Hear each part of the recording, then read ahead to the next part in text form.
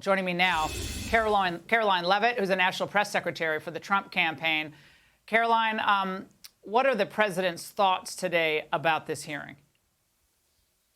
Well, President Trump has long said that this Fani Willis case is a sham. It has no legal basis, and it should be dismissed. And today, the entire world got to see that President Trump is 100% right. Even MSDNC, the legal analysts over there on Joe Biden's own propaganda network, admitted that Fani Willis had a very bad day. But more importantly, Laura, Joe Biden had a very bad day because it's Joe Biden and his White House who are relying on these sham cases from Fulton County, Georgia, to New York City, to Washington, D.C., led by these far-left Democrat district attorneys and prosecutors to take down his leading political opposition, and that is President Trump. If you look at all of these cases, they all have a few similarities. They're brought forth by far-left district attorneys and prosecutors, but the timing is not coincidental. All of these people, Jack Smith, Fani Willis, Alvin Bragg, have had years to prosecute President Trump if they really felt like he was truly a criminal. But guess what? They know that's not true. Well, they are doing it to protect Joe Biden and remove President Trump's name off the ballot ahead of the next election because they know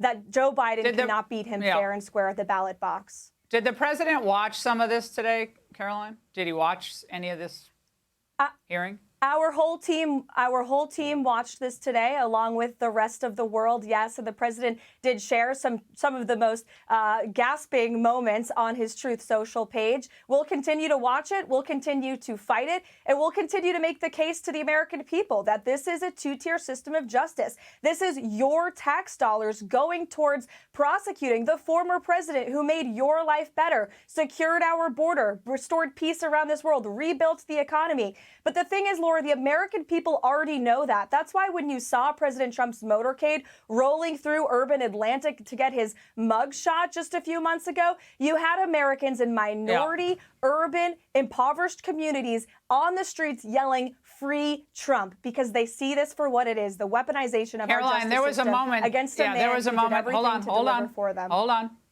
Yeah, I got you. Hold on. There weren't all cheerleaders on the other networks, and this is kind of predictable, but I'll get your reaction on the other side. Watch. This is explosive. Fani Willis is defiant. She is confrontational.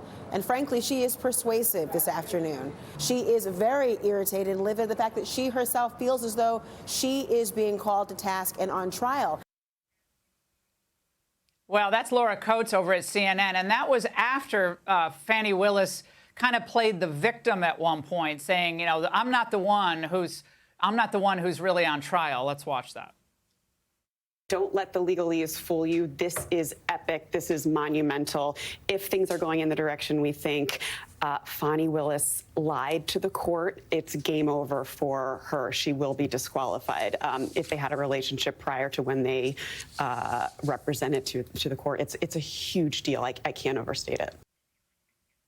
Yeah, that's the MSNBC one you were talking about. But she was actually, trying to play the victim at one point, and we'll play that a little bit later on. But do you think that works? And in this case, what if they disqualify her and, of course, her friend, Nathan Wade, off the scene, but they disqualify maybe her office and then try to restart this investigation? What is President Trump's view of this in light of calls for the governor's office to step in and essentially start their own criminal investigation or special investigation of this office?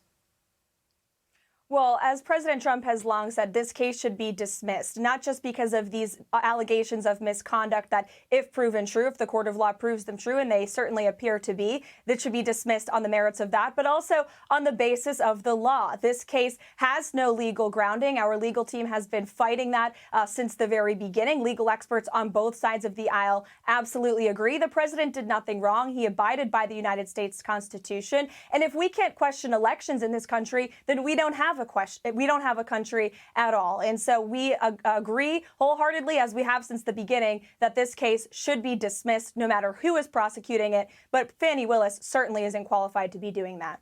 Hey, Sean Hannity here. Hey, click here to subscribe to Fox News YouTube page and catch our hottest interviews and most compelling analysis. You will not get it anywhere else.